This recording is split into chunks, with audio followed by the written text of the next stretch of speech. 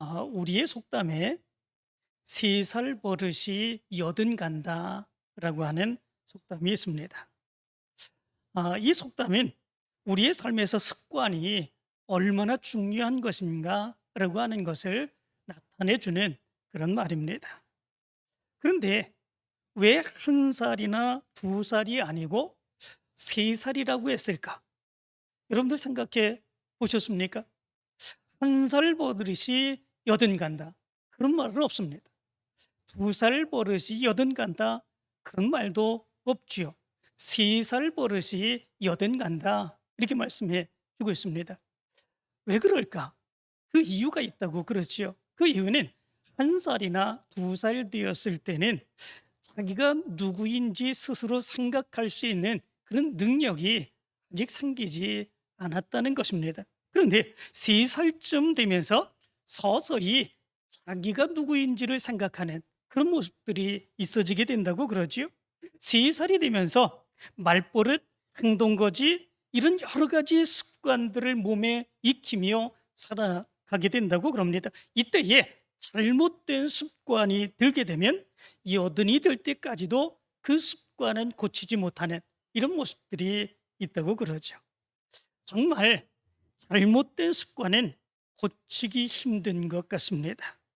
자기도 모르게 계속해서 그 습관들이 나오게 되죠.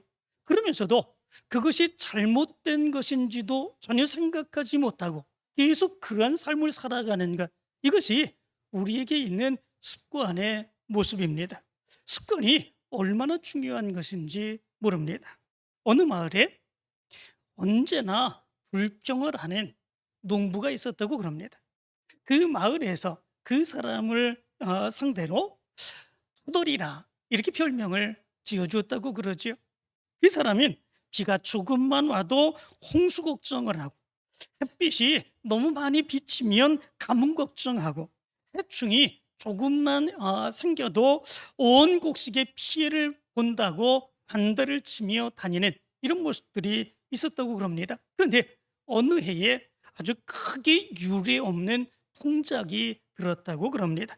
거기다가 곡식값까지 껑충 뛰어서 이 마을 사람들은 굉장히 기뻐하는 그런 모습들이 있었다고 그러지요. 그런데 동네 사람들이 항상 불평만 하는 이 투덜이는 이렇게 좋은 일이 있을 때, 좋은 역사가 있을 때 뭐라고 이야기할까? 이렇게 궁금증이 생겼습니다. 그리고 그 투덜이에게로 가서 이렇게 물었습니다. 여보게, 올해는 이렇게 풍년이 들고 곡식값도 좋으니 얼마나 좋은가? 그렇게 물었다고 그럽니다. 그러자 이 사람이 이렇게 얘기를 했다고 그러지요. 뭐가 귀찮은가? 풍년으로 인해서 철새들이 이렇게 많이 나와서 이 곡식들을 다 먹고 가는데, 이렇게 이야기를 했다고 그럽니다. 왜 이렇게 이야기를 한 것이겠습니까? 너무 좋지 않습니까? 너무 기쁘지 않습니까? 너무 감사한 모습으로 이야기해도 괜찮은 거 아니겠습니까? 그런데 그렇게 행하지 못하고 오히려 그 모습 안에서 철새들이 날아와서 그 많은 곡식들을 먹고 간다고, 이것을 불평하는 이 모습들, 무엇 때문에 그런 것이겠습니까? 습관입니다. 늘 그렇게 말하는 것이 습관이 되어서 아무렇지도 않게 그런 것들도 그렇게 이야기하는 그런 모습들이 있는 것이지요. 습관이라고 하는 것이 그래서 이렇게 무서운 것입니다. 그런데 이러한 습관의 모습이 이스라엘 백성들에게도 나타나는 것을 보게 됩니다. 민수기 11장 1절의 말씀 가운데 보면 여호와께서 들으시기에 백성이 악한 말로 원망하며, 이렇게 말씀해 주고 있습니다. 악한 말로 원망하게, 이 말은 히브리어로 아난나라고 하는 말입니다. 이 아난이라고 하는 말은 원망하다, 불평하다라고 하는 말입니다. 뿐만 아니라 라라고 하는 말은 관계의 훼손을 일컫는 그런 말이라고 그럽니다. 다시 말하면 이스라엘 백성들은 하나님을 향하여 하나님과 관계를 끊은 것처럼 그렇게 원망하고 불평하는 그런 모습들이 있었다라고 하는 거죠. 그런데 이스라엘 백성들의 이러한 모습들은 이번 처음이 아니라는 데 문제가 있습니다. 이런 모습들은 어쩌다가 이런 말들이 나온 것, 그것이 아니라는 것입니다. 이스라엘 백성들의 모습 가운데서 보면 예전에도부터 계속해서 원망하고 불평하는 이런 모습들이 나타나고 있었던 것을 보게 됩니다. 하나님께서 애굽 왕 바로 그리고 애굽을 하나님의 능력의 역사로 10가지 재앙을 베푸시며 이스라엘 백성들을 구원해 주셨습니다. 그런데도 불구하고 조금 어려움이 있으니까 앞에는 홍해가 있고 뒤에서는 바로의 군사들이 쫓아오는 그런 모습들이 있게 되니까 거기에서는 하나님께서 구원해 주신 그 은혜를 생각하지 못하고 하나님의 능력을 전혀 믿지 못하고 이렇게 불평을 합니다. 애굽에 매장지가 없어서 당신이 우리를 이끌어내어 이 광야에서 죽게 하느냐? 우리를 내버려두라. 우리가 애굽 사람을 섬길 것이라. 애굽 사람을 섬기는 것이 광야에서 죽는 것보다 나으니라. 이렇게 원망하고 불평하는 이런 모습들이 있게 됩니다. 거기에서 또 하나님이 홍해를 가르시고 이스라엘 백성들을 광야로 인도해 주시지요. 그러나 그 광야 가운데서도 여전히 원망하고 불평하는 이런 모습들이 있었지 않았습니까? 물이 없을 때는 물이 없다고 원망하고 불평합니다. 먹을 고기가 없을 때는 고기가 없다고 원망하는 그런 모습들이 있게 됩니다. 이런 불평과 원망의 모습이 드디어 악한 말로 원망하는 그런 모습들로 나타나게 된 것이지요. 이스라엘 백성들의 이러한 모습들은 그냥 그때에 갑작스럽게 나타난 그런 모습들이 아니라 습관이 되었던 그 모습이었었던 것을 우리는 깨달을 수 있게 됩니다. 그런데 오늘 말씀 가운데 보면 예수님께서는 이런 이스라엘 백성들의 악한 습관에 대해서 지적하고 책망하는 그런 말씀이 기록되어 있는 것을 보게 됩니다. 이 말씀은 우리가 너무나도 잘 아는 그런 말씀이죠. 비판을 받지 아니하려거든 비판하지 말라. 너희가 비판하는 그 비판으로 너희가 비판을 받을 것이요 너희가 헤아리는 그 헤아림으로 너희가 헤아림을 받을 것이니라. 이렇게 말씀해 주고 있습니다. 여기에서 아주 중요한 두 가지의 단어가 나오는 것을 보게 됩니다. 하나는 비판이라고 하는 단어이고 또 하나는 헤아림이라고 하는 단어입니다. 이 비판이라고 하는 단어는 크리노라고 하는 말입니다. 이 말은 판단하다, 정죄하다라고 하는 의미를 가지고 있습니다. 다시 말하면 상대방을 자기의 기준에 의해서 근거 없이 헐뜯는 것뿐만 아니라 다른 사람들을 자기의 기준에 의해서 정죄하는 이러한 태도, 이것을 비판이라 크리노 이렇게 이야기를 합니다. 뿐만 아니라 이 비판 크리노라고 하는 말은 죄를 판결하고 형벌을 언도하는 사법적인 언어로 사용되는 이런 모습들이 있다고 그럽니다. 다시 말하면 자기가 재판관이 되는 것처럼 다른 사람을 잘못했다고 판결하는 이런 모습들이 있다라고 하는 것이지요. 이 모습에 대해서 여기에서 이야기해 주고 있는 것을 보게 됩니다. 또한 히아림이라고 하는 말은 메트론이라고 하는 단어입니다. 이 말은 측정하다라고 하는 의미를 가지고 있습니다.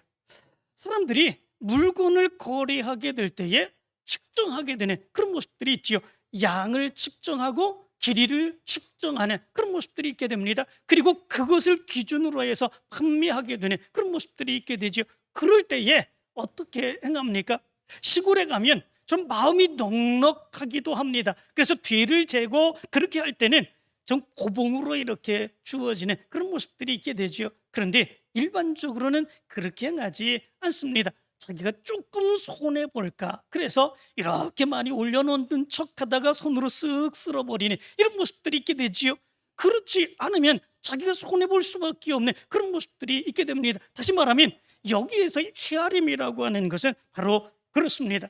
다른 사람에 대해서 조금의 배려나 아량도 없습니다. 철저하게 한치의 조금도 틀림이 없이 가혹하게 평가하는 이런 모습들이 있습니다. 그것을 가르쳐서 이 헤아림이라 이렇게 이야기를 한다라고 하는 것입니다. 그런데 사람들이 가장 싫어하는 것, 그것이 무엇입니까?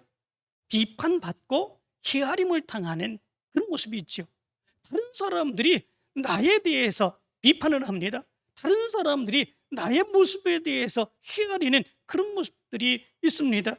그 사람의 성격이 어떻고, 그 사람의 인품이 어떻고, 그 사람의 능력이 어떻고, 그 사람이 뭐를 행하고 그래서 좋고 안 좋고, 그렇게 비판하고 그리고 헤아리는 그런 모습들이 있습니다. 그럴 때에 그 모습이 아량 있게 넓게 풍성한 자비로 그렇게 그 사람을 바라봐주는 그런 모습들이 있는 것이 아니라 자기의 기준에 의해서, 자기의 생각에 의해서 비판하고 헤아리는 그런 모습들이 있게 되죠. 그리고 서로 그런 것들을 이야기합니다. 그리고 그런 것들을 서로 조롱하는 이런 모습들이 있습니다. 그것을 뒤에서 들을 때에 얼마나 찜찜하고 얼마나 불쾌한 그런 마음이 드는지 모릅니다. 여기서 얘기하고 있는 비판과 헤아림의 모습이 바로 이런 모습입니다. 그런데 그 당시에 유대인들의 모습 가운데서는 이런 비판과 이런 헤아림의 모습이 일상적인 그런 모습들이었다라고 하는 것이지요.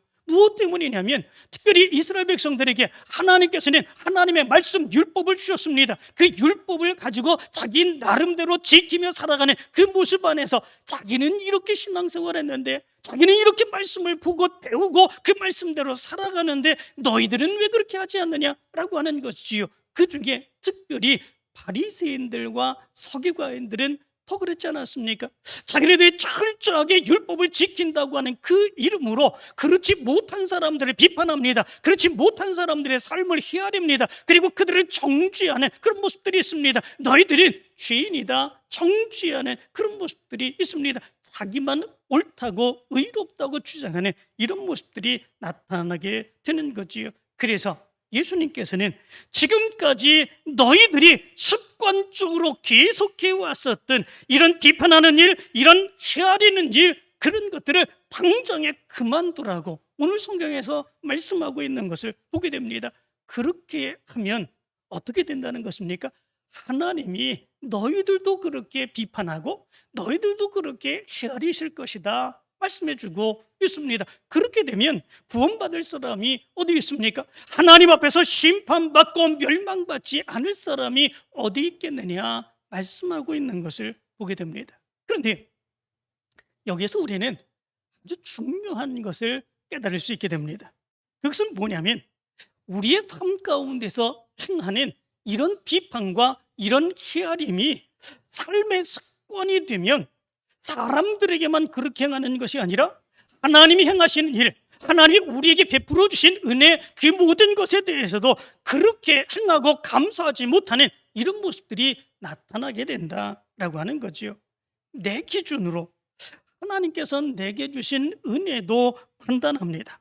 헤아려 판단하게 되는 그런 모습들이 있게 됩니다. 그렇게 행하게 되면 감사할 조건들이 하나도 없게 되는 그런 모습들이 나타나게 된다라고 하는 거죠.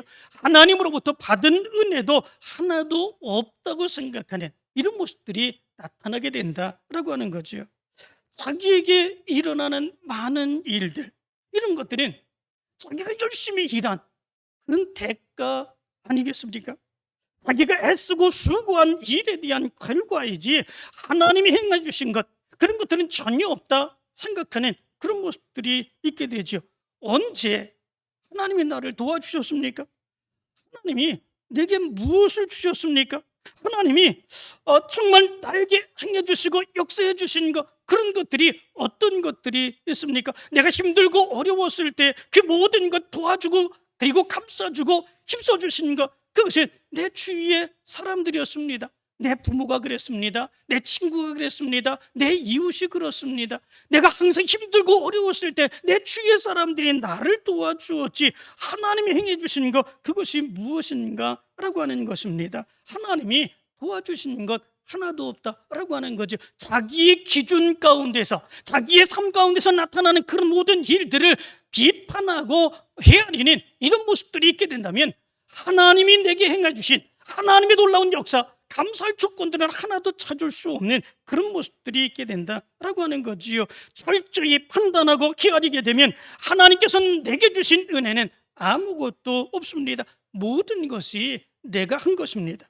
내 손을 거치지 않은 것은 아무것도 없습니다. 그렇기에 하나님께 감사하고 하나님의 은혜에 감사하는 그 모습인 우리에서 나타날 수 있는 그런 모습들이 없게 된다라고 하는 것입니다. 그렇기 때문에 우리는 비판과 헤아림이 우리의 삶에서 삶의 습관이 되어서는 안 된다라고 하는 거지요.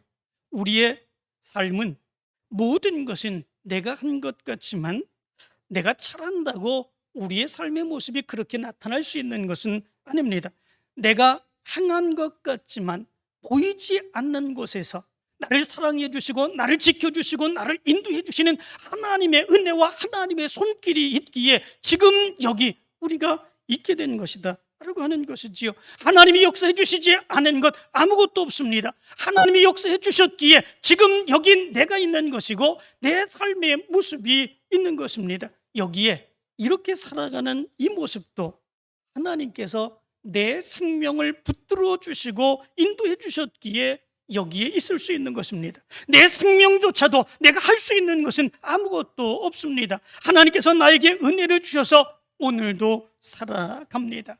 이것을 깨닫는 사람은 하나님의 은혜에 날마다 감사하며 살아가는 것입니다. 그런데 이런 것은 비판과 헤아림이 습관이 되어서는 이런 모습들이 나타날 수 없게 됩니다.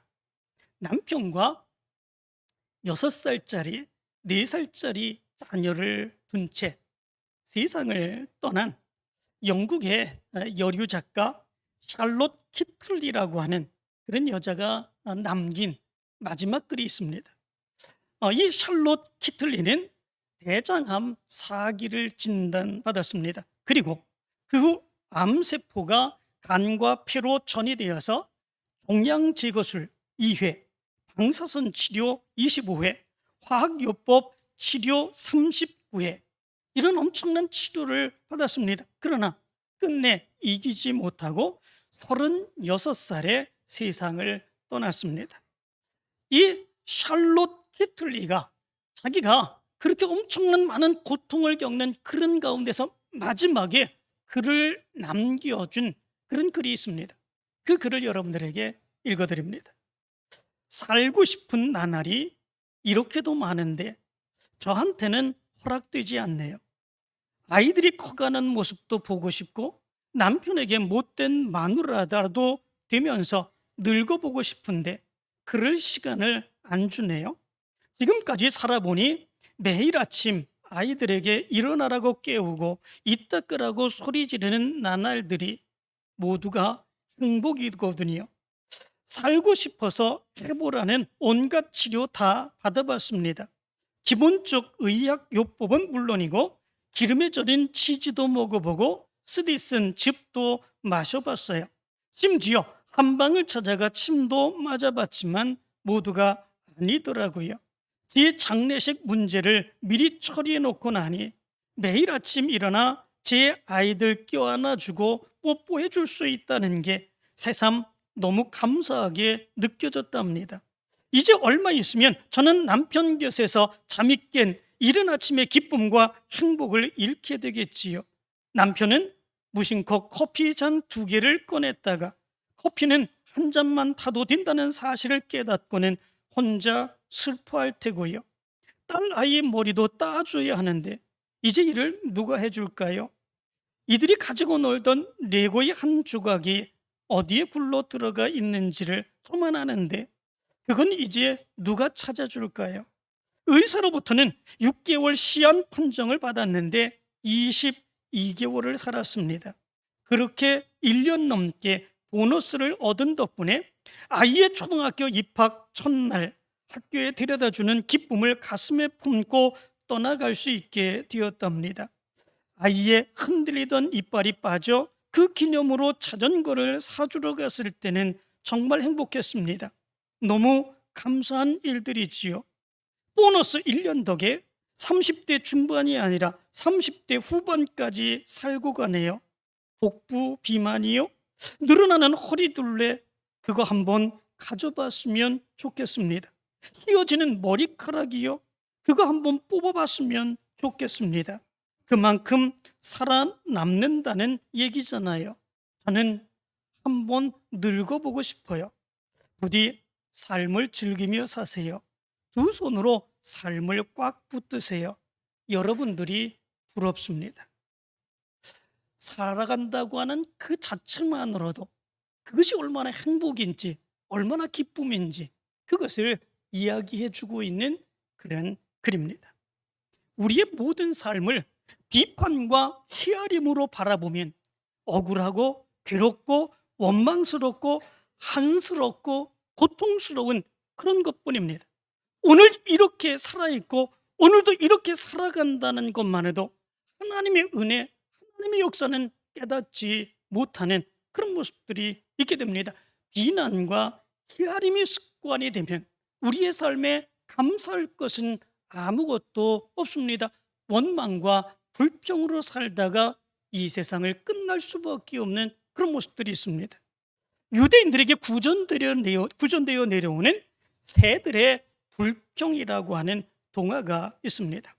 이 동화에 보면 하나님께서 이 세상의 모든 것을 다 만드십니다. 짐승들도 만들지요. 날짐승들도 다 만들지요. 그리고 그 짐승들, 날짐승들을 다 세상으로 보냅니다. 그때에 새들이 입이 뾰루통해져 있습니다. 그리고 하나님을 향해서 원망스러운 이야기를 합니다. 왜 우리에게는 코끼리처럼 든든한 다리를 주지 않았습니까? 이 가느다란 다리로 어떻게 살아가란 말인가요? 우리에겐 사자처럼 날카로운 이빨도 없고 맹수의 공격을 당해낼 재간이 없습니다. 우리에게만 이런 고통을 주시는 이유가 도대체 무엇입니까? 하나님께 불평을 합니다. 그러자 하나님께서는 아무 말도 하지 않고 가만히 계십니다. 그때에 또 한 가지 불만을 얘기합니다. 이 두 어깨에 달린 이 거추장스러운 이 혹은 도대체 무엇입니까? 이것부터 떼주세요. 그렇게 하나님 앞에 불평을 합니다. 그러자 새들의 그 불평을 가만히 듣고 계시던 하나님께서 새들에게 이렇게 얘기를 하지요. 너희들이 지금 혹으로 여기는 그것이 자유를 가져다 줄 것이다. 그 혹의 이름은 날개다. 그것을 한번 활짝 펴보거라. 그렇게 얘기를 합니다. 그래서 독수리가 그 큰 날개를 쭉 펴서 날개를 펴게 되니까 갑자기 땅에서 하늘로 날아가는 그런 모습들이 있게 되지요. 그리고 그 모습 안에서 땅의 모습을 보니까 땅에 있는 모든 것이 다 자기의 눈앞에 보입니다. 코끼리도 보입니다. 사자도 보입니다. 고래도 보입니다. 물개도 보입니다. 자기의 한눈에 다 보이게 되는 그런 모습들이 있게 됩니다. 새들은 이런 하나님의 은혜를 전혀 깨닫지 못한 그런 모습들이 있었던 거죠. 하나님이 왜 그렇게 만드셨을까? 하나님이 왜 그렇게 좋은 것을 우리에게 주셨는데 왜 그것을 우리는 깨닫지 못했을까? 그런 것 전혀 생각하지 못한 모습 가운데 새들은 그냥 원망과 불평만 행하는 그런 모습들이 있었던 거죠.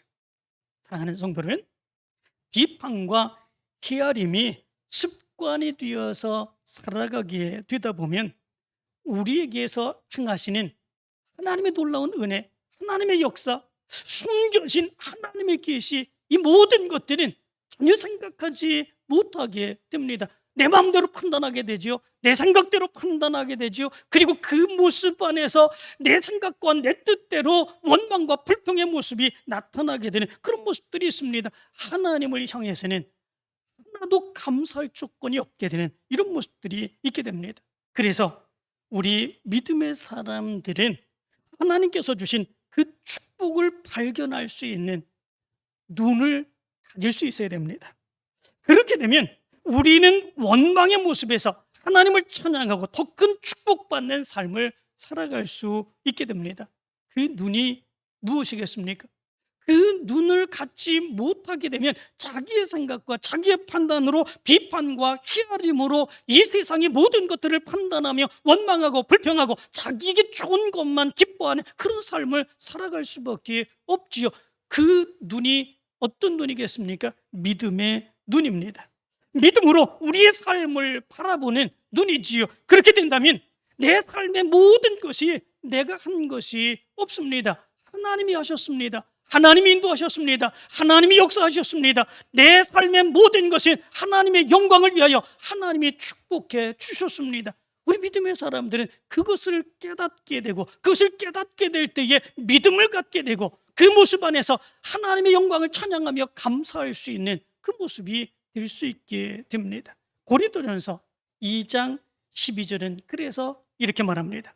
우리가 세상의 영을 받지 아니하고 오직 하나님으로부터 온 영을 받았으니 이는 우리로 하여금 하나님께서 우리에게 은혜로 주신 것들을 알게 하려 하심이라. 이렇게 말씀해 주고 있습니다. 하나님께서 우리에게 성령을 주셨다 말씀해 주고 있습니다. 그리고 그 성령이 우리 안에 내주하게 하시고, 그 성령이 우리 안에서 하나님의 뜻을 발견하게 하시고 깨닫게 하시어 믿음을 갖게 하시는 하나님의 역사가 있게 되었다라고 하는 것이지요. 그리고 하나님의 뜻을 깨달아 알게 하신 그 믿음으로 하나님의 역사를 바라보게 될 때에 그 모든 것은 감사의 조건이 됩니다. 하나님이 하셨습니다. 하나님이 이루셨습니다. 하나님이 나를 축복해 주셨습니다. 그 모든 모습에 대해서 깨닫고 감사하며 살아갈 수 있는 그런 믿음의 사람이 된다는 것입니다. 사랑하는 성도 여러분, 이제 비판과 헤아림이 아니라 성령을 통해서 우리에게 주신 믿음의 눈으로 여러분들의 삶을 바라보시기를 바랍니다. 그리고 감사하시기를 바랍니다. 그 은혜 감사하며 살아가시기를 바랍니다. 여러분들의 삶의 모든 것은 하나님이 지키십니다. 하나님이 역사하십니다. 하나님이 인도하십니다. 하나님이 붙드십니다. 하나님이 축복해 주셨습니다. 이 믿음으로 살아가게 되길 간절히 축원합니다. 2010년 영국 런던 대학교에서 96명을 대상으로 연구한 것이 있습니다.